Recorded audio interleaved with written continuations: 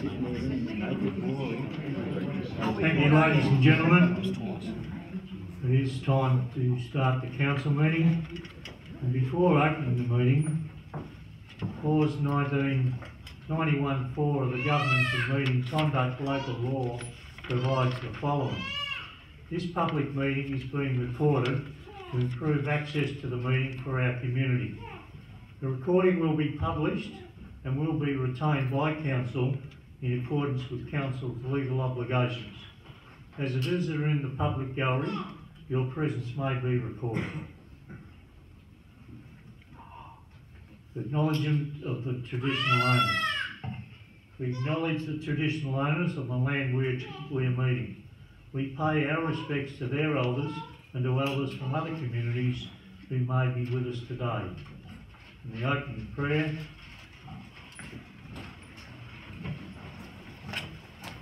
Almighty God, we humbly ask Thee to bless and guide this council in its deliberations so that we may truly preserve the welfare of the people whom we serve. Amen. Welcome everyone.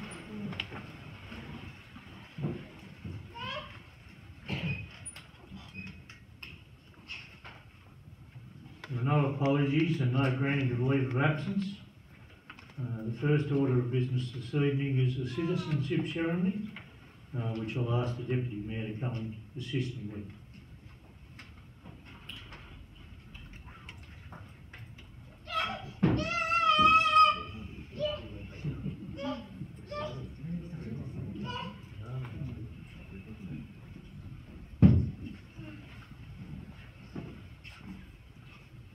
I must apologise to the members of the gallery. I'm a little bit incapacitated tonight. I've got a broken arm, and as such I haven't been able to put the robes on correctly. So, welcome ladies and gentlemen and children. On behalf of the Australian Government, it is my pleasure to officially welcome you as our newest Australian citizens. Today you inherit a legacy provided to you by previous generations of Australians, starting with our Indigenous Australians who have made our nation what it is today. The Australian story is one of courage, mateship, endurance and sacrifice. As citizens, it is our duty and privilege to honour the contribution of previous generations of Australians and to uphold the values that guided them and have stood the test of time. As citizens, we are therefore all beneficiaries of their Australian legacy in equal measure, regardless of our race, ethnicity, religion or background. As a nation, we can only become as great and as good as our citizens.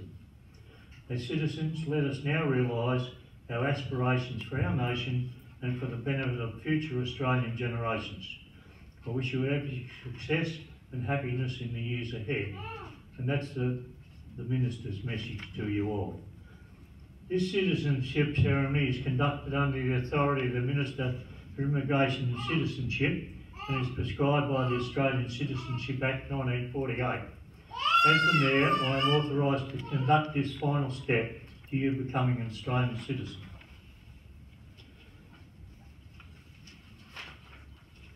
Australian citizenship represents full and formal membership of the community of the Commonwealth of Australia, and Australian citizenship is a common bond involving reciprocal rights and obligations, uniting all Australians while respecting their diversity. Persons on whom Australian citizenship is conferred enjoy those rights and undertake to accept these obligations. By pledging loyalty to Australia and its people, and by sharing their democratic beliefs, and by respecting their rights and liberties, and by upholding and obeying the laws of Australia. I'd now like to call forward Robert Reid, Sonia Lula and Daniel Donoso Herrera.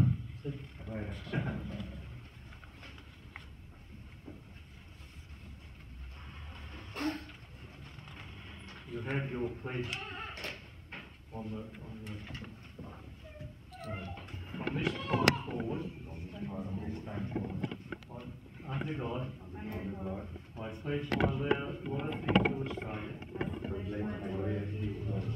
and its people, whose democratic beliefs I share, whose rights and liberties I respect, and whose laws I will uphold and obey.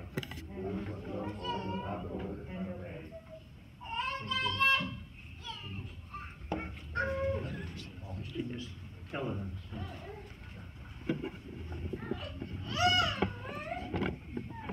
From this time forward, I pledge my loyalty to Australia and its people, pledge my loyalty to Australia and its people, whose democratic beliefs I share, whose democratic beliefs I share, whose rights and liberties I respect, whose rights and liberties I respect, and whose laws I will uphold and obey. and whose laws I will uphold and obey. I'd now like to present the 5 recipients with a tree and their citizenship certificate. Yep. Good, thank you. Thank you very much. Thank you, Mr. Mayor.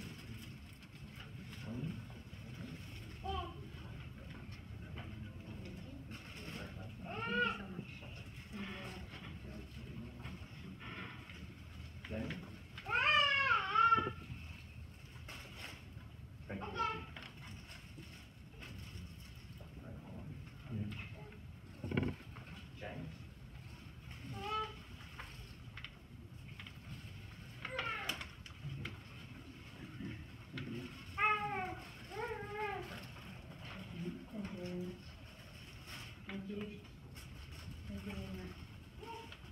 I welcome you as citizens of Australia, and I congratulate you on your decision to become an Australian citizen.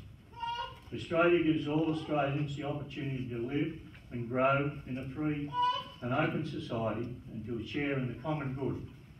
In return, we owe Australia our duty as good neighbours and good citizens. This act of law is now completed, and on behalf of all Australians, I congratulate you and hope that you have a happy and successful future as a citizen of Australia. Congratulations. Here's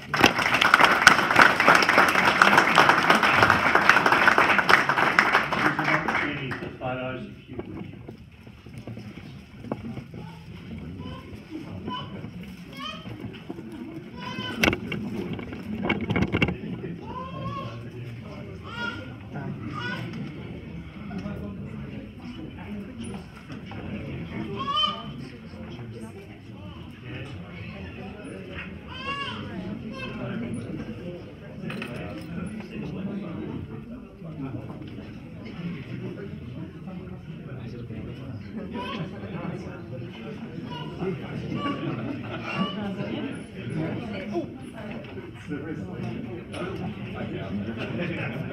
Thank you.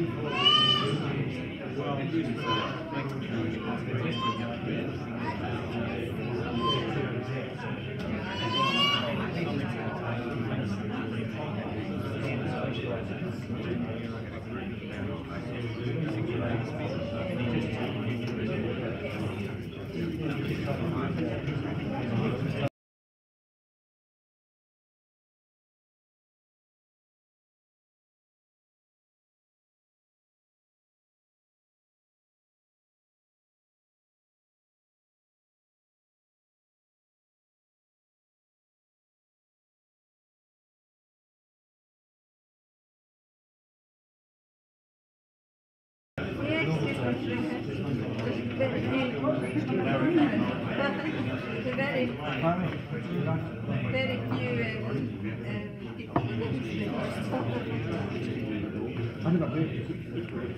I can't get worried.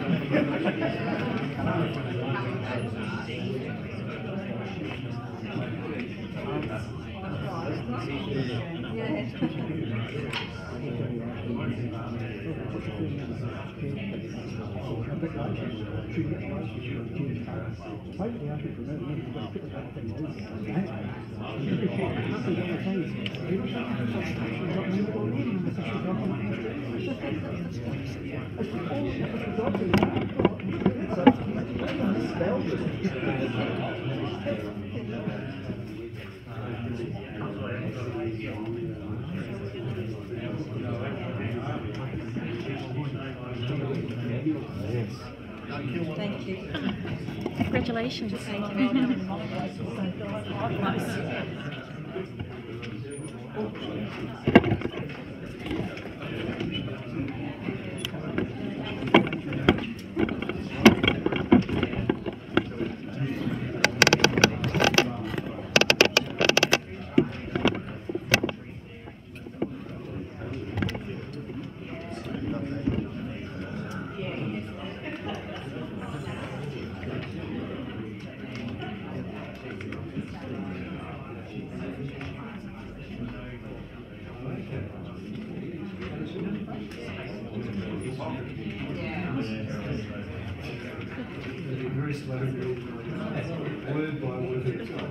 Thank you, ladies and gentlemen.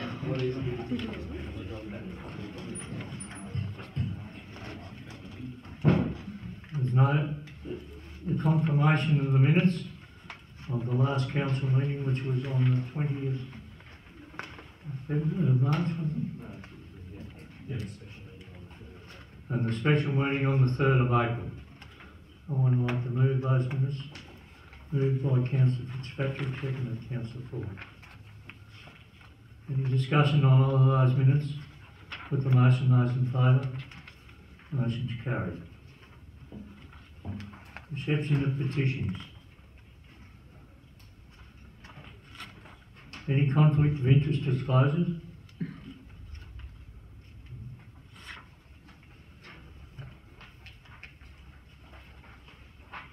One. Thank you, Mr. Mayor. A petition containing 8 signatures from the Eldorado community has been received. The petition is proposing that an 80 km/h stretch of the road be changed to 60 km/h and that 100 km/h section be changed to 80 km/h.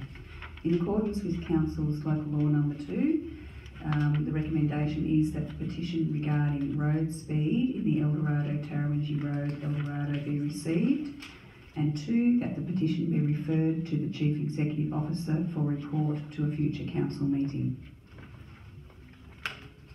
I would like to move that. Move Councillor Bustle, Councillor Benton.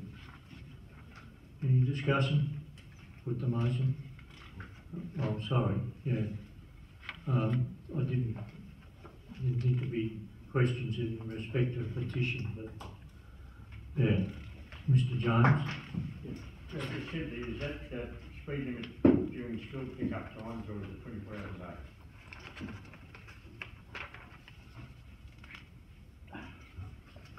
It's not detailed on the letter, so we'll be doing our research in relation to the timing of the speed limits. Anything further from the gallery? Put the motion, those in favour? Motion's carried. 9.2. Thank you, Mr. Mayor. A petition containing 31 signatures from Petrel residents regarding the adoption of repair to the Petrel walking track has been received. In accordance with our local law again, the recommendation is that the petition regarding the adoption of repair to the Petrel walking track be received, and that the petition be referred to the Chief Executive Officer for report to a future council meeting. Any questions from the gallery? No one like to move the recommendation? Move Councillor Williams, Councillor Ford. No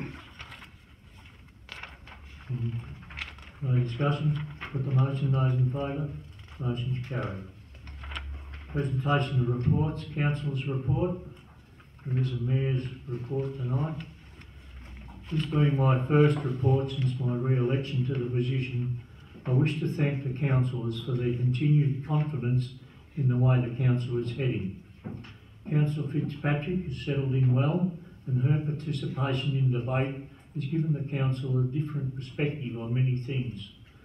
But we are a united group, and whilst we do not all agree on some issues, discussion between us away from the council table has allowed us to come to a decision in the best interest of the city in most cases.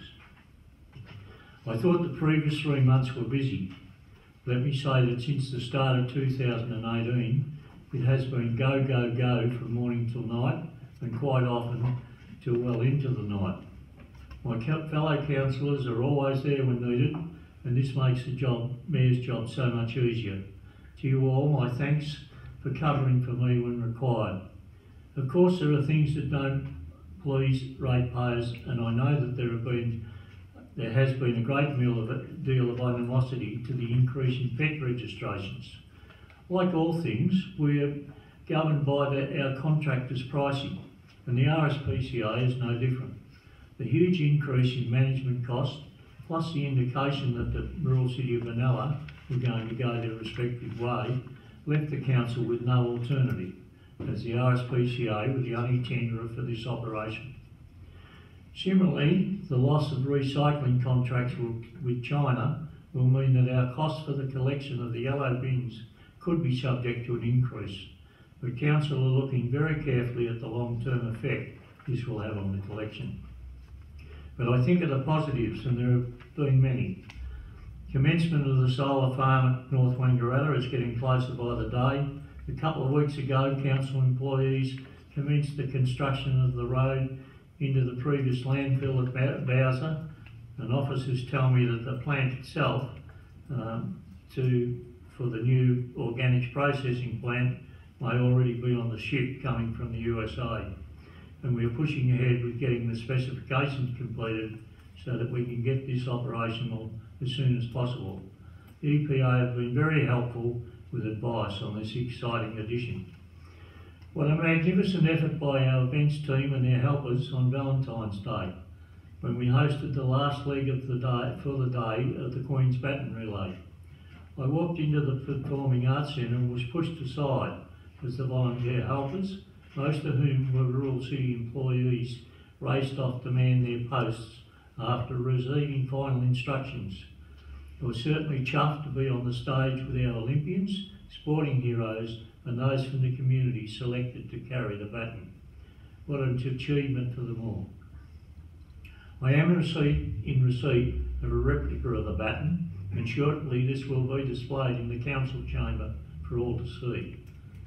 But there was no rest for the events team. They then had to organise the JLT match the following week at the showgrounds. And let me say that when I walked around the ground the day before the match, I could not believe its transformation. The Rural City outdoor staff had the ground in such pristine condition, for which I offer my congratulations to them, together with our hard-working events team for their expertise in bringing it all together. And I trust that we, in conjunction with the Magpies Football Netball Club, will witness the Ovens and Murray Football League Grand Final this year at the showgrounds. The improvements to the racecourse augur well for the future of that industry, and I know their CEO has just been to China to source some of the furnishings they will require for the new complex. Work is progressing on the surface at North Wangaratta Oval, be it ever so slowly, but a return to the long weekend in June is looking unlikely. On this front, the improvements to parking in Park Lane have just made this area so much better for users of our sporting facilities located there. Parliamentarians seem to be frequenting the city more than ever. In addition to our local members, Senator McKenzie, the Premier Daniel Andrews, Jacqueline Symes, Martin Pakula, Jala Pulford and Jacinta Allen have all been visiting.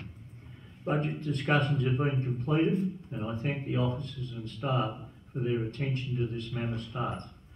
They've just about been living in the ovens room as they grapple to make ends meet. Hopefully councillors will have sufficient input into the process to allow the draft to go out to the community by the middle of May. I've not been made aware that we'll be deviating from the allowable rate increase of 2.25%, so if your request doesn't make the grade, then accept our apology. On a sad note, I was informed that the people operating the Greta Valley piggery had decided they'd had enough and have transported their pigs from the farm.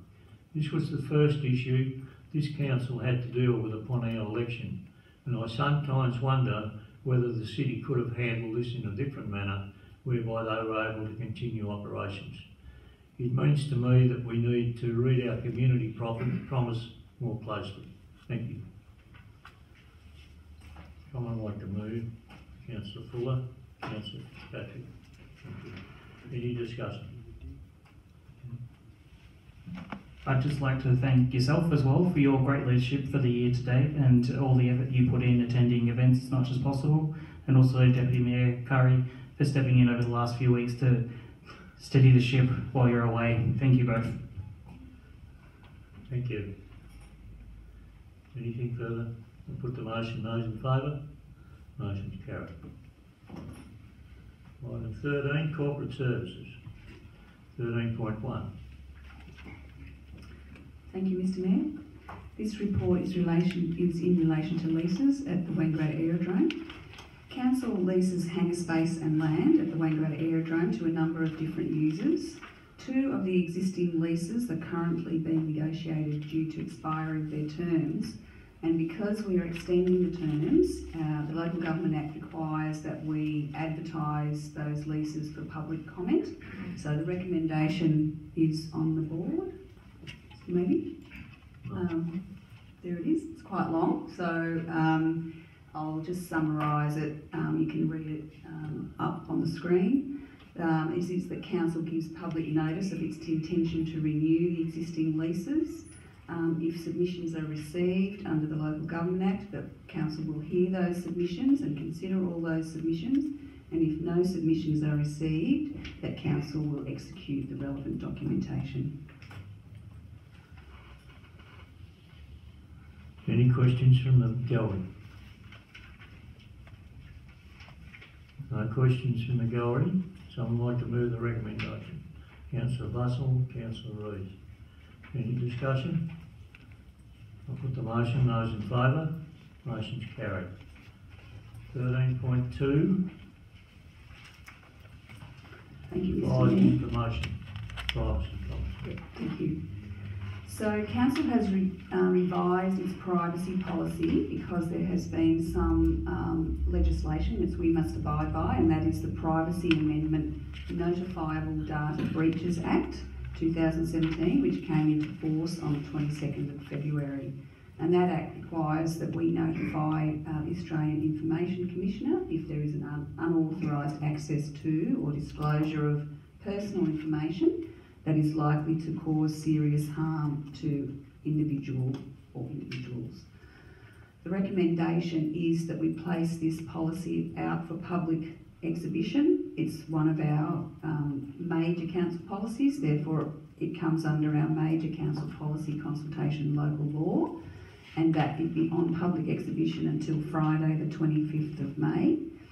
If submissions are received under local law, council will hear those submissions, and if no submissions are received under local law, that council resolves to adopt the draft Information Privacy Policy 2018 without further resolution. Any questions from the gallery? No questions from the gallery. Someone like to move the recommendation? Councillor Fitzpatrick, Councillor Benton. Any discussion? Put the motion. Those in favour? Motion's carried.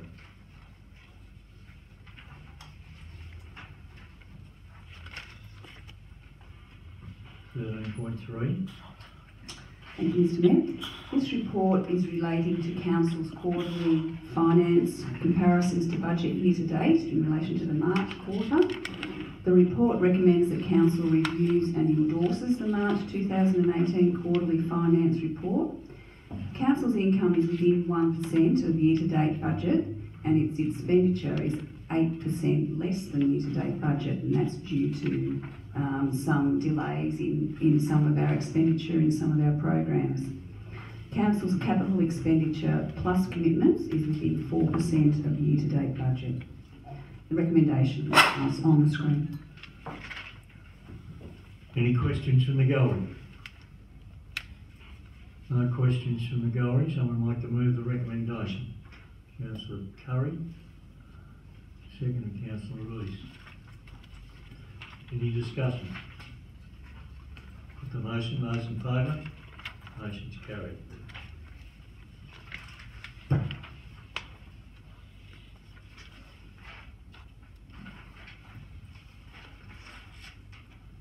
.4, Council Plan Vision. Thank you, Mr. Mayor. This report is again about Council's performance for the third quarter of the year. There are 15 indicators that are measured quarterly and are included in the progress report attached, with traffic light indicators. Green traffic lights indicate that Council is within 5% of its target. Yellow indicates that it's within 10%, and if it's a red indicator, then it's outside of 10% of our target. The recommendation is that Council receives the Council Plan Progress Report for the period of July 2017 to the 31st of March 2018. Questions from the gallery? Someone like to move the recommendation? Councillor Full and Councillor Bennett. Any discussion? With the motion, those in favour? Motion's carried. 14.1. Thank you, Mr. Mayor. This report is presented to Council tonight for consideration of the contract for the operation and management of the Wangaratta Indoor Sports and Aquatic Centre. The recommendation before Council tonight is to extend the contract for the management and operation of WISAC, or the Wangaratta Indoor Sports and Aquatic Centre, and the Olympic Pool to the YMCA for a 2-year period, which would commence on the 1st of July 2018 and end on the 30th of June 2020, and that Council authorises the CEO to sign and seal all relevant contract documents. Any questions from the gallery? Yes.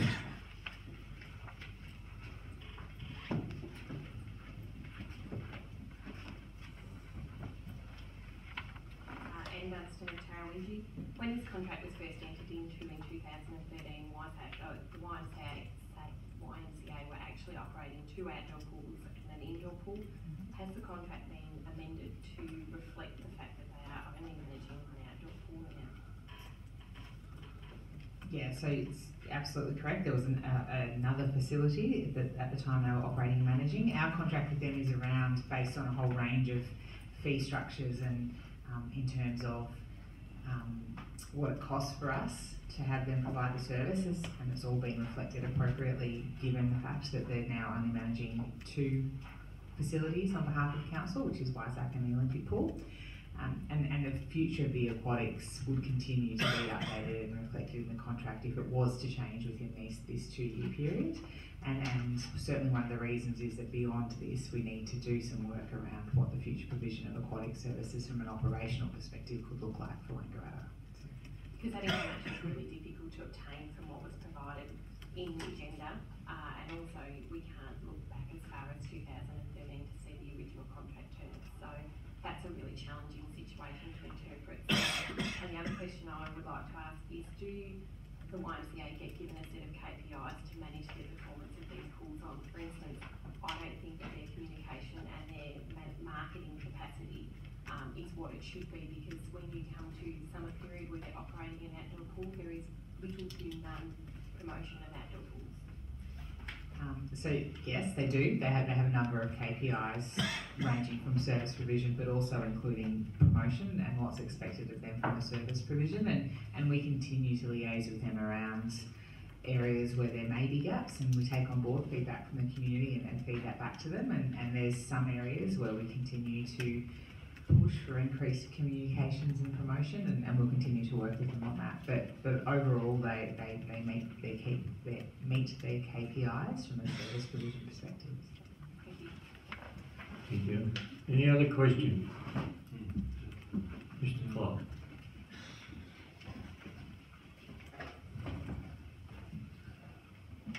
Thank you, Mayor Clark. Brian Fox. I'd suggest that if any of your councillors were the owner of the real estate of the Olympic swimming pool in Swan Street and observed the way it's been left as it's closed for the winter, the facility looks derelict and deserted. No effective sign has gone up that's readable from a car that says that this facility is closed for the winter and thank you for your participation and we will open again on some other date.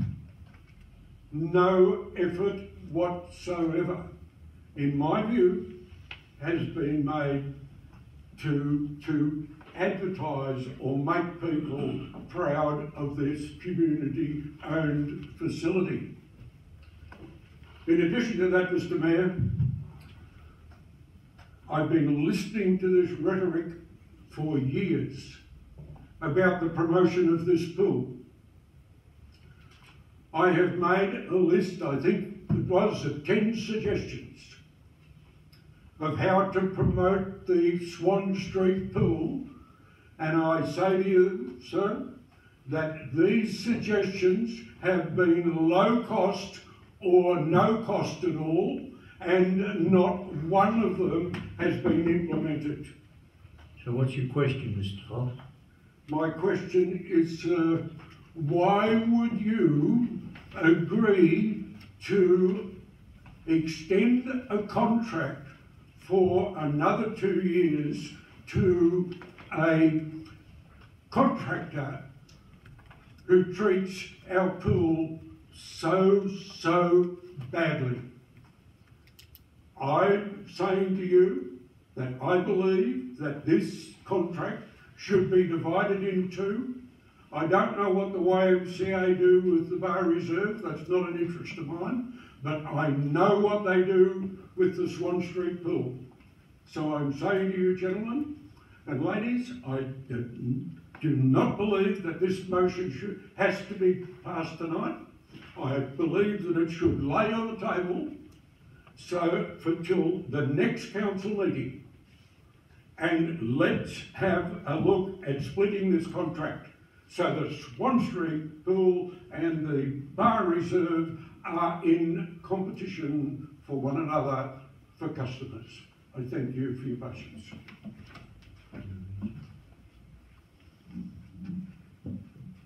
Thanks, Brian, for your question. I obviously can't and won't attempt to speak on behalf of councillors, but from the administration's perspective, we're satisfied that the YMCA meets their obligations as they're set out under the contract.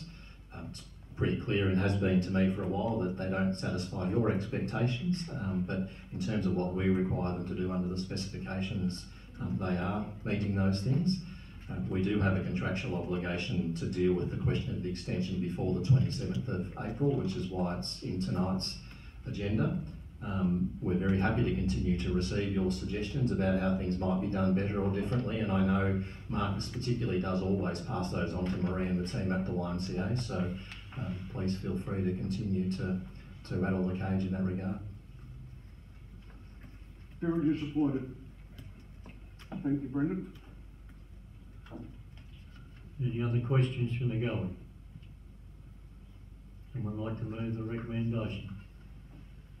Move Councillor Russell, second Councillor Rees. Any discussion? No discussion, I'll put the motion. Those in favour? Those against, the motion's carried. 14.2, draft events and attraction strategy. Thank you, Mr. Mayor. This report is presented to Council for consideration of the draft events and attraction strategy for 2018 to 2023.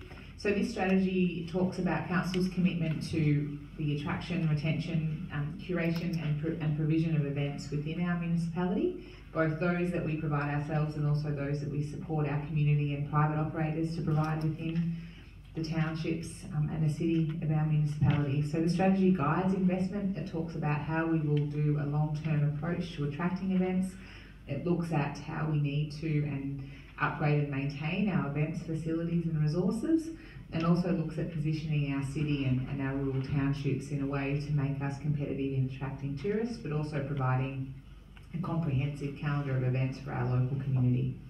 So the recommendation before Council tonight is that Council endorses the draft events and attraction strategy for 2018 to 2023 for public exhibition, that it gives notice of the draft strategy seeking community feedback until Friday the 18th of May, that if submissions are received, the Council receives a further report detailing the conclusion of these public comments and recommendations to changes within the strategy, and if no submissions are received, that it authorises the Director of Community Wellbeing to finalise the events and attraction strategy. Thank you. Any questions from the gallery? No questions from the gallery. Someone like to move the recommendation? Councillor Fitzpatrick, Councillor Benton. Any discussion? Councillor Thompson. Thanks, Mr. Mayor.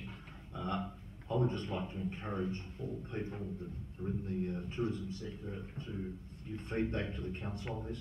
This is a very, very important document, and I just urge everybody to give us some feedback. Anything else? I'll put the motion. Those in favour? Motion's carried. 15.1, Mr. Clark. Thank you, Mr. Mayor. So this report is brought to Council to consider the adoption of the Wangaratta Urban Waters Flood Study. So this is a piece of work that the North East Catchment Management Authority, NECMA, commissioned. It's been going on for some time. It's involved very intensive work with emergency services, NECMA, council, and a lot of community consultation, and a lot of support from the community in providing the input for data and history of flooding in Wangaratta. Whilst it's a very large document, I'll just highlight a few of the results. The big thing is it provides a far higher level of accuracy with the data right across the urban area of Wangaratta, and it really allows us to fine-tune things in regard to flooding. It highlights the fact that our levees provide really critical protection, but they don't provide full protection to a 1% event, which is a term for the 1 in a 100-year flood. Now, we knew that there's a few low spots in the levees, but the fact that it's now being recorded in this document gives us the ability to seek funding to rectify that. So it's an important win there. We asked them to include some modelling of the Aerodrome, and that's been done, and that's really cleared the way for development at the Aerodrome. Prior to this study, we were really limited in what we could do because NECMA was concerned with upstream and downstream impacts on other parcels of land. The modelling shows that there's virtually no impact on any property outside of the Aerodrome itself. So that was a good win. It also modelled just some scenarios around Painters Island Caravan Park, trying to improve protection there. Modelled 4 different scenarios there, but all of them resulted in adverse impacts to other parts of Wangaratta, particularly the 1 in a 100-year event. It was quite extreme impact on residential property, so it's unlikely that they would go ahead. Probably the biggest one is the fact that whilst the study found that the October 93 flood event still approximates the 1% event, or the 1 in a 100-year event, which we've adopted, it does fine-tune it and tweaks it, but there was one significant variation, and that was on the 15 Mile Creek system. So with changes that have occurred over the years, the impact on the 15 Mile Creek system is less than it used to be. So what used to be a 1 in a 100-year event now needs a 1 in 200-year event to get the same impact. So the communities along the creek system are better off than they were prior to some of the diversion work that was done on the Hume Freeway a number of years ago. So all up a better situation there. So the recommendation tonight's on the screen. Essentially it's to adopt the flood study importantly, to adopt the 1% annual exceedance probability into our planning scheme. So that will mean that along the 15-mile route system, the restrictions are lesser than they are now. On the rest of urban area Wangaratta, it will be very similar to what it is now. And request the Department of Environment, Land, Water and Planning will adopt to complete the necessary planning scheme amendments. Thank you. Any questions from the gallery? No questions from the gallery? I would like to move the recommendation. Councillor Ford, Councillor Bevan. Any discussion? Put the motion, those in favour? Motion's carried.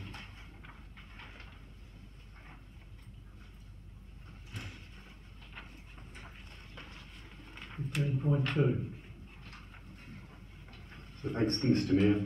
This report's presented to Council to consider awarding a contract for the reconstruction of Thompson Street. Now, since this report has been written, there's been a number of changes, and thus we've come up with a new recommendation, but I'll get to that shortly. So Thompson Street, it's an area where the curb and channel has failed over many years, and that's caused the road to fail. It's our highest priority road in the urban area to reconstruct. When this was originally placed in the budget last year, the project wasn't fully scoped. The investigative work hadn't occurred. That's now occurred, and we've realised that the scope, to do the job properly, the scope has to increase, and we've incorporated that into the design, and we've done new estimates on that work. We've then gone out to tender, and the tender we've received has come in a bit under our estimates, but it's in line with what we're expecting, but still over what our budget has in it at present. So the new recommendation tonight, for those who've read the agenda, it's the same in the first 3 points, but then it changes. So the first item is award the contract for the road reconstruction Thompson Street to Portagon Excavations, to authorise the Chief Executive Officer to sign and seal the documents. 3, disclose the contract price for the contract. And 4, it refers the inclusion of additional $150,000 in the 2018-19 Urban Street Renewal Program budget to cover the additional costs. Now we make that point because there is additional costs. We do have some money in the urban road renewal scheme in the draft budget, but this will increase that requirement, and thus it's noted in the recommendation tonight. Thank you. Recommendation 5 is not part of the motion there. No, have you got the new recommendation? Yeah, I'm trying to get it on your memo. No, that's 300. Right. Any questions from the gallery? Yes, sir.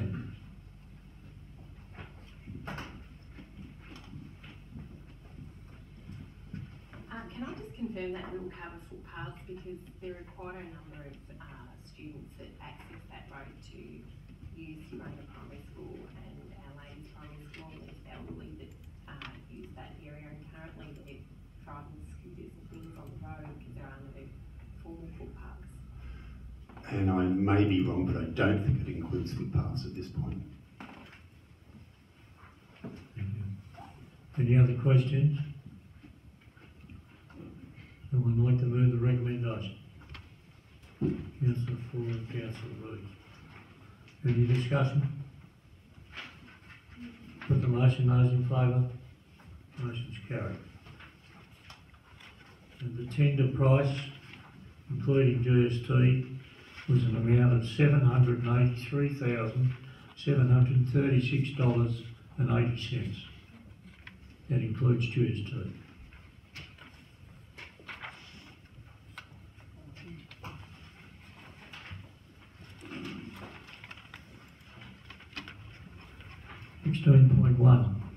Mr. Green.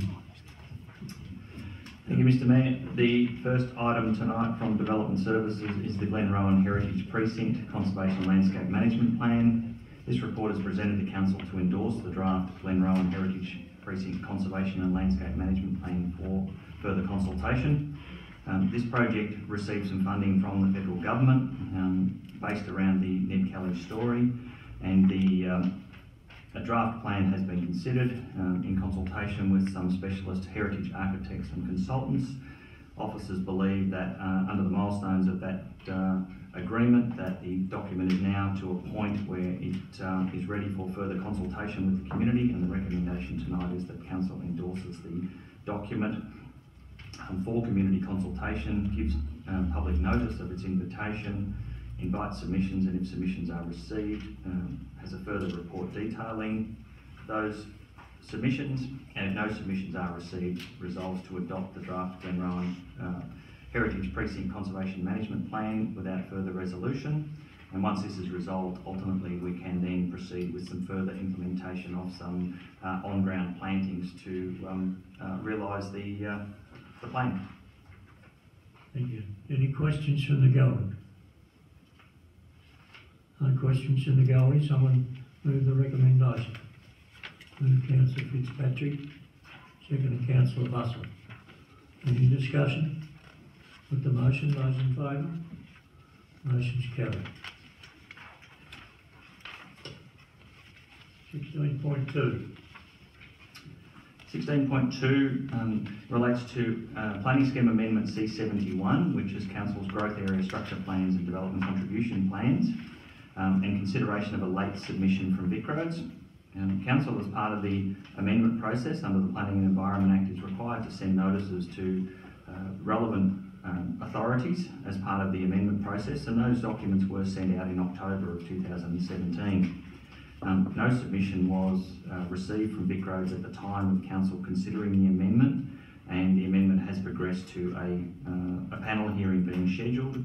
The directions hearing has already been held, and the panel hearing now commences on the 30th of April. More recently, VicRoads have now lodged a written submission, albeit late, and the purpose tonight is for Council to consider this late submission and consider its the way forward, considering that the panel hearing is on the 30th of April. The recommendation tonight is that, with some advice from Panels Victoria, that Council considers the content of the late submission, as it does have some impacts on the developer contribution plans, particularly in relation to the intersection at Clark's Lane and Greta Road, refers the submission to the panel hearing on the 30th of April, addresses the issues raised in the late submission in Council's submission to the planning panel, and advises VicRoads of its decision in this matter. Questions from the gallery? No questions from the gallery. I'd like to move the recommendation. Councillor Bustle, Councillor Reeves. Any discussion? Councillor Bennett. Yes, Mr. Mayor, I'd just like to point out that I don't think it's acceptable that we go on allowing authorities to drag their feet. I really don't, and I think it's about time some of these authorities come up to speed, and we get hammered because we are delaying planning amendments and planning situations. I think some of these authorities must come to a situation where they are not going to come in at a timely manner. They should be deemed that they have nothing to be put. I agree with you. I'd just like to put that out to the public, that it's not always our fault that things are held up. There are referral authorities that they've got to go out to. Thank you. Any other discussion? I'm in agreement with Harvey there, and it is a flaw by VicRoads. It's just lucky that we hadn't been to panel before their recommendations come through, and I would like to knock back their recommendations, but they are good recommendations. But it does make sometimes our planning department, when people see it's taken X amount of time, it's not always our fault. So just reiterating Harvey's thoughts on that. Thank you. Thank you. Anything further? With the motion, those in favour? Motion's carried.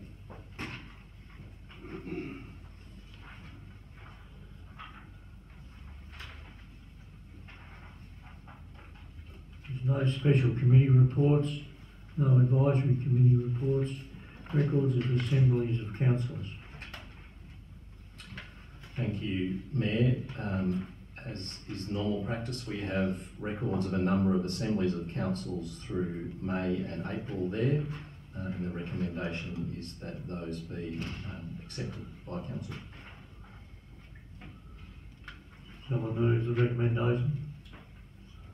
Yeah.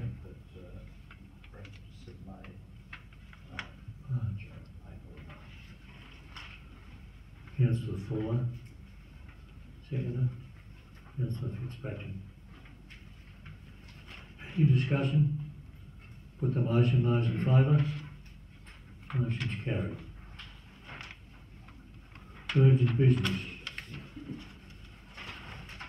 Thank you, Mr Mayor. We have one late report due to appropriately authorising one of our enforcement officers.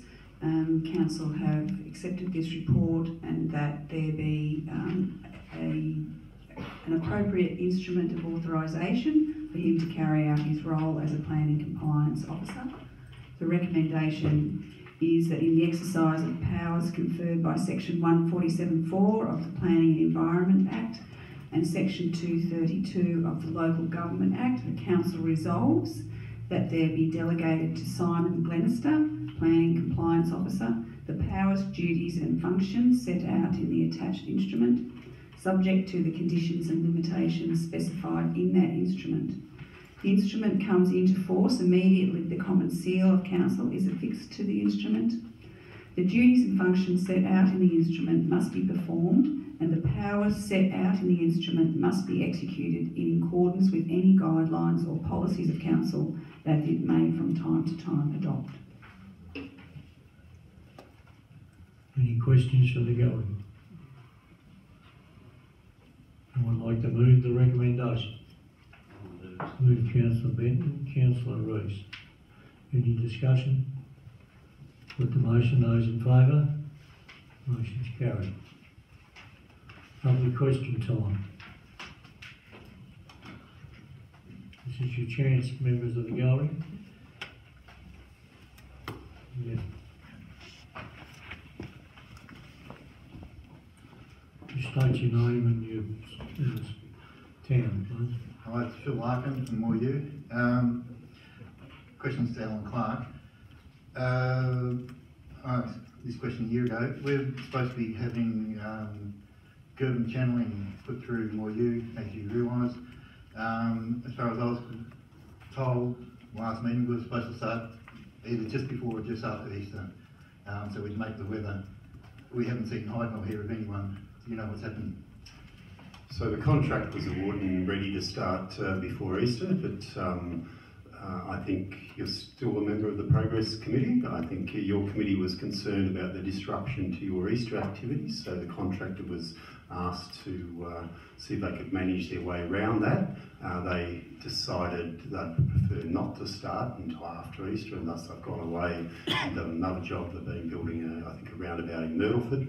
As soon as they finish that, they intend to come to Moorview, which is before the end of April. I believe they have finished the roundabout up there. We never had any say to ask them to not start before Easter. We asked them if they were going to start up one end, which was not going to impact any way on the Easter event, which it wouldn't have. And then we've had someone ring them. They said they're still waiting on a couple of things to be passed by council, and they still haven't been done yet. So, no, well, I don't believe that's true, Phil. I think they got a little bit frightened off by the requirements around Easter, and they saw doing the job in Myrtleford as an easier option for them. So, do you know when it's going to start now? Well, before the end of April is the date they gave us, the end of last week. Okay, thank you. Other questions?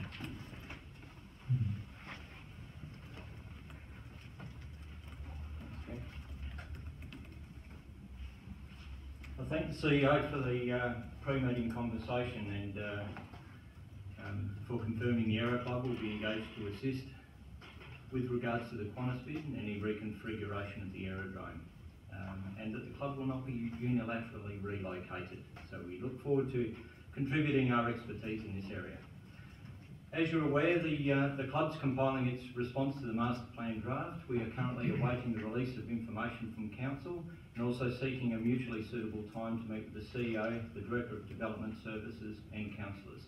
We respect that the CEO must also have a little bit of holiday time. The release of the flood study has also provided some food for thought, although we do note that it was dated August of last year and it was released in the minutes today. Given this, it's impossible for us to meet the current deadline that's been set for submissions for the master plan response. Our question is, and we respectfully request, that the deadline be extended a further 30 days to the 30th of May.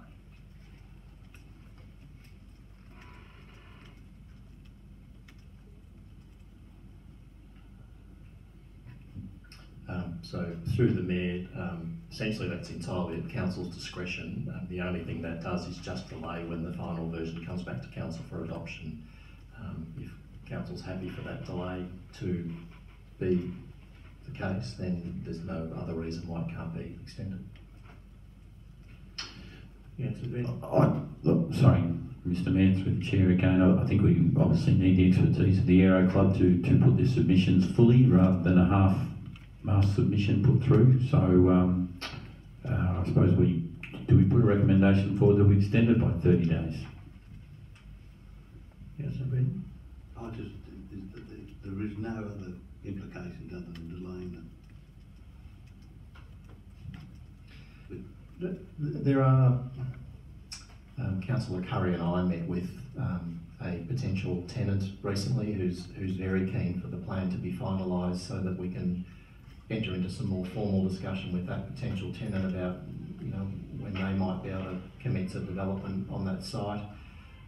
We've got the funding for the new hangars, which we can't really finalise location design and those sort of things until the master plan's finalised. So there's a couple of things that kind of have to go on the back burner a little bit, and there are some, we've got some timelines associated with that funding that we were given for the new hangars that we need to keep things progressing to meet.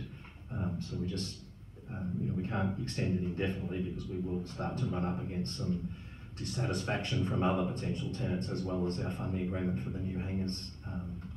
So we just need to be a bit mindful of that.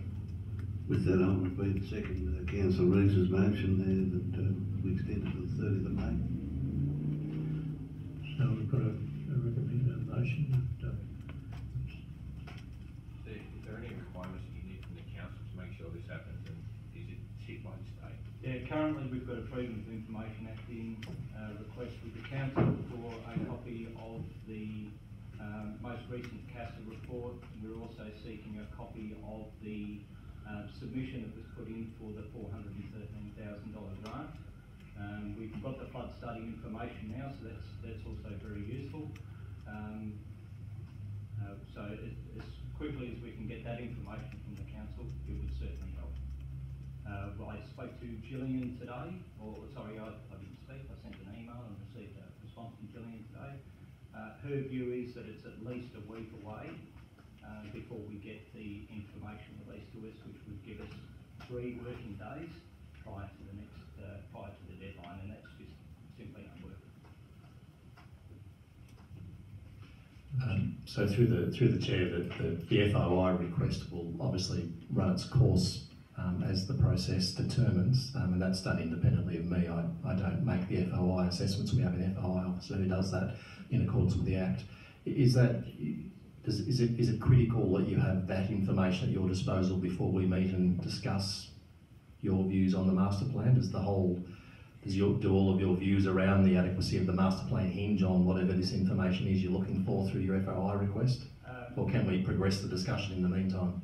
Oh, absolutely, we can progress the discussion in the meantime. I can't pretend to know what I don't know, so I don't know if what I don't know is going to impact anything. Sounding very Donald Rumsfeld-like. Well, you've just asked me if a document I have no knowledge about its content is going to impact on our conversation. I doubt it, Brendan. I think we can sit down and have a robust and mature conversation about it. Well, let's just push on with making those arrangements and let the other stuff play out through the process. Yep. Well, what's the wish of the council? 30 days. 30 days. I'll put the motion. 30. You want to speak? I'll put the motion. Those in favour? Motion's carried. Be extended to the 30th of May. Thank you. questions from the gallery? Mr. Fox?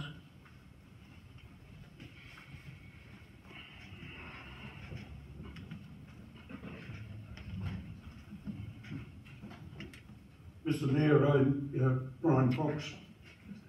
I thank you for the time to ask a question. In your report this evening, I know that there was no opportunity to ask questions from the gallery. And the question I wanted to put forward is the green waste. Now, I don't know which Greek philosopher it was, but there's a saying about that says that the space available will be filled up by the goods available. Now, I shudder when I see the numbers in the local press about how much we're spending on disposing of the green waste. Well, when we put in the big green bins and we pick them up every week, we were congratulating ourselves on how much green waste was going to the council.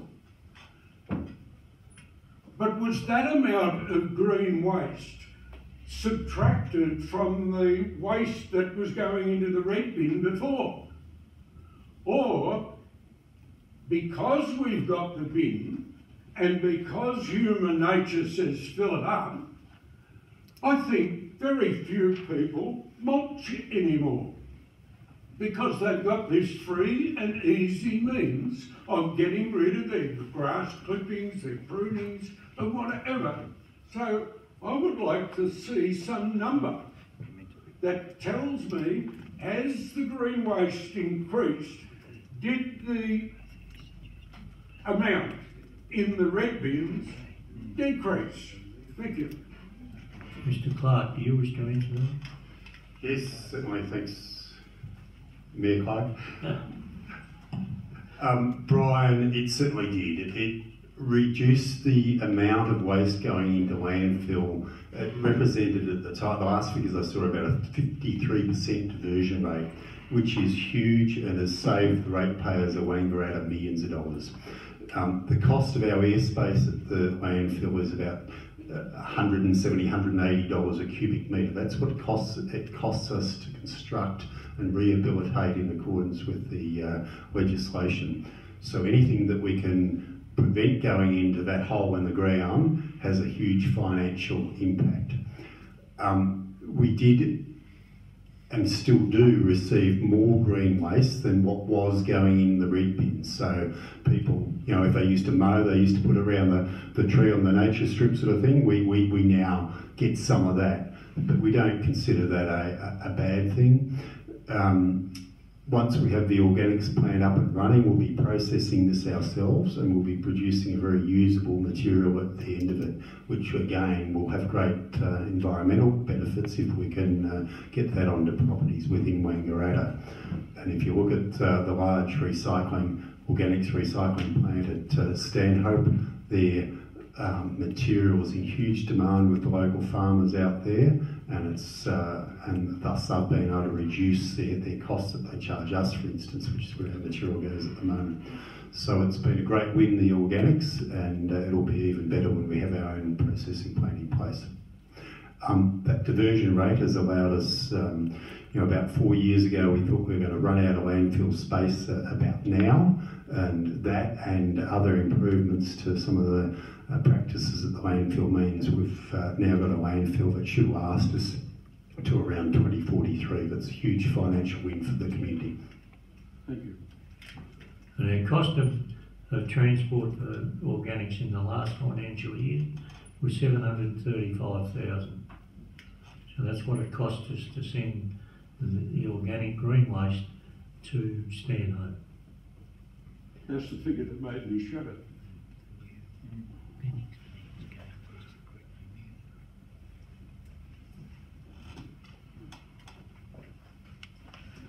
John Bridges from the More You Action Group. My question is to Brendan. It's in relation to Tourism North East, Brendan. I understand you're on board. And my question really goes to the accountability of Tourism North East. I also understand that the Rural City of Wangaratta are a significant contributor of funds. My concern with Tourism North East is they have a distinct focus on the high country, and to that end, their current major promotion is Ride the High Country. In this document, I get the sense that they're doing a bit of a number on the Rural City of Wangaratta. In this document here, the Alpine Shire has 26 pages attributed to promoting the Alpine Shire. Indigo Shire, 22 pages. The Rural City of Wangaratta and the King Valley combined as one heading has 8 pages. So I suppose my question is the Rural City of Wangaratta getting benefit out of using or through the work that Tourism North East is doing? Is there an alternative to Tourism North East, and who is Tourism North East accountable to? I suppose that's not one question, I think there's about 4. I'll do my best to work my way through those, John, and just yell out if I miss one of your questions. Our funding and all of the member council and Alpine, sorry, I'll go back a step. There's I think 6 or 7 member councils in the North East, as well as the 3 Alpine resort boards. So each of those organisations pay an equal amount to be a membership of the organisation. So it's not doesn't advantage or disadvantage anybody, just depending on whether they're a big or a small council. We'll pay an equal contribution to the core funding. And then they have a number of activities that they run that the member councils can buy into at their discretion, so they can either choose to participate or not. And there are probably at least a dozen or so things that we currently buy into on a regional basis that range from gourmet food and wine promotion, various cycling activities, including the one that you referred to, and a range of others that just escape my mind right at this moment. So, whilst you might say we don't feature as highly as some other councils in that one particular activity, equally there would be a range of things that we probably feature more highly in than other councils, because we have a greater proportional representation of opportunities, if you like, in our municipalities. So, we would have much greater presence around food and wine, for example, than somewhere like Mansfield or some of the other councils who don't have as many operators in those areas. There are certainly a number of other cycling promotions other than the high country riding that we are a part of, and it is very much a key pillar or focus for Tourism North East to focus on cycling activity and nature-based activities. So, I think on balance, all of the member organisations, councils and resorts all get a bit of activity, and it's all pretty equitable, and to some degree how much they get is dependent on which activities they choose to buy into. At the end of the day, in terms of who they're accountable to, obviously they're member councils. If the member councils and resort boards aren't satisfied, they can opt out of being a member. At this stage, no one has since its inception. Everyone is still on board. They're also accountable to various tourism operators around all of the municipalities, because they rely very heavily on industry to be part of promotional activities and buy into promotional activities. And if industry doesn't see good value in that, they will very quickly stop contributing to that. So I think there's a range of accountability mechanisms. They get some core funding through Visit Victoria, which is what Tourism Victoria used to be called, and obviously they've got to meet various KPIs and obligations under their funding to Visit Victoria. So I think there are a range of bodies that they are accountable to, and my view is they do a pretty good job. In terms of alternatives, I think if you want to play in the regional, intrastate and interstate tourism space, you need to do that collaboratively. We don't, and no other individual council has the financial capacity to do anything meaningful to promote themselves intra or interstate. It takes significant investment. So I think collaboration is clearly the best way to get a good return from that perspective. Where it's more of a local tourism initiative, then that really falls into the domain of our own economic development and tourism staff and our visitor information centre, working in collaboration with the range of other tourism entities around our municipalities. Do they issue visitation numbers to all municipalities? They do. We get I think quarterly reports, some of which are gathered and produced by them, and some of which come from other sort of statewide sources that collect data around visitor bed nights, tourism spend, those sorts of things. Yeah. And the other point I'd like to make is, of most of the shires involved, and I suppose I can probably discount Benalla and Wangaratta fall into a similar category. Most of the other municipalities involved, which would be certainly Mansfield, Upper Murray, Alpine, Indigo, and then of course the ski resorts, are well and truly high country. By any definition, they're high country. It's when you get to Benalla and the rural city of Wangaratta where that description is not an automatic fit, and so sometimes I get the sense that yeah, it's probably just not the best fit, because most of, yes, there's some high country up at the back end of the King Valley, but the rest of it, there's hills, and every time you have a hill, there's a dirty great valley just sitting beside it. So personally, I would like to see some promotion of those the significant valleys that we do have, the King Valley, the Untitled, and so forth in that.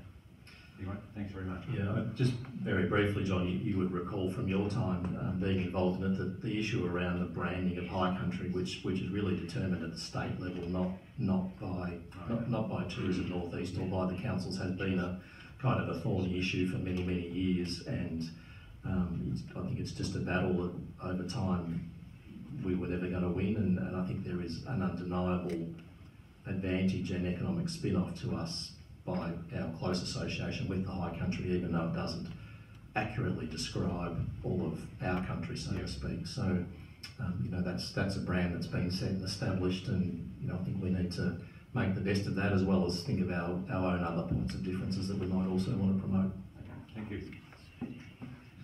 Any other questions? Mr. Fox, you've had 2 questions. No. Excuse me. Thank you, Mr. Mayor, for the opportunity. I was delighted to hear our CEO talking about accountability in response to the last questioner, and I counted 5 times. I thought that was pretty good. So, a couple of meetings ago, I asked the CEO, would he put a decal on the door of his council-owned car? And I've been waiting to see it, but I haven't seen it yet. So I still want to make sure that this is still on the table. I know council moves at time at glacial speed, but never mind. The other thing that I would like to, in this one question, Mr. Mayor, is that tonight we have an agenda with 6 or 8 or 10 recommendations, and not a name on any one of those recommendations.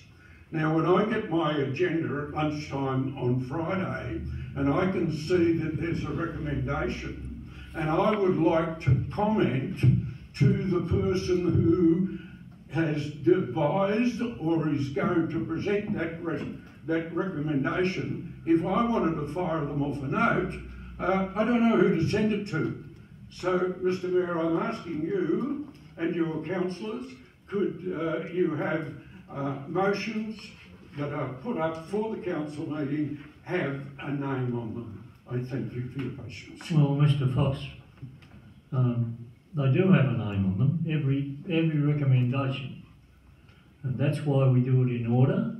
We have corporate services first, then we have community and wellbeing, we have infrastructure services, and then development services.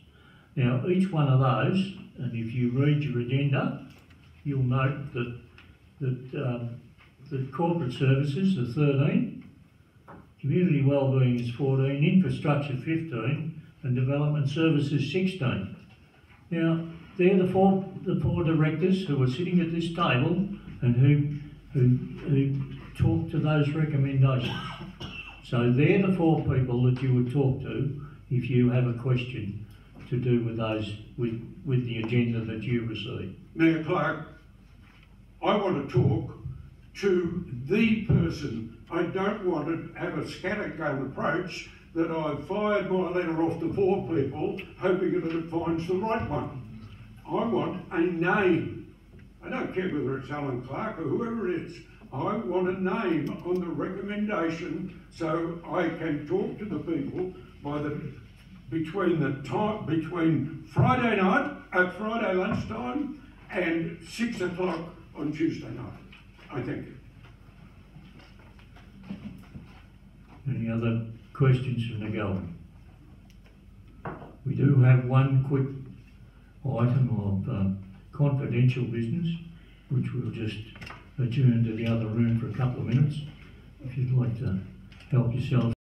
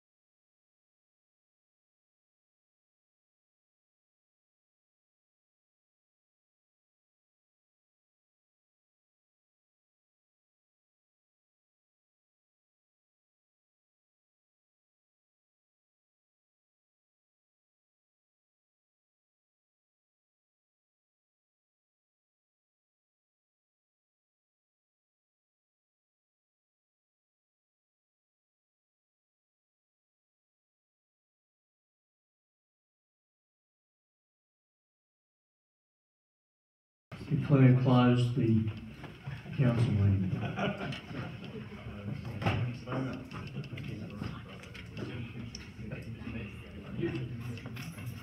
So we are now the decision to make, is it still confidential? Don't be that, or we go home.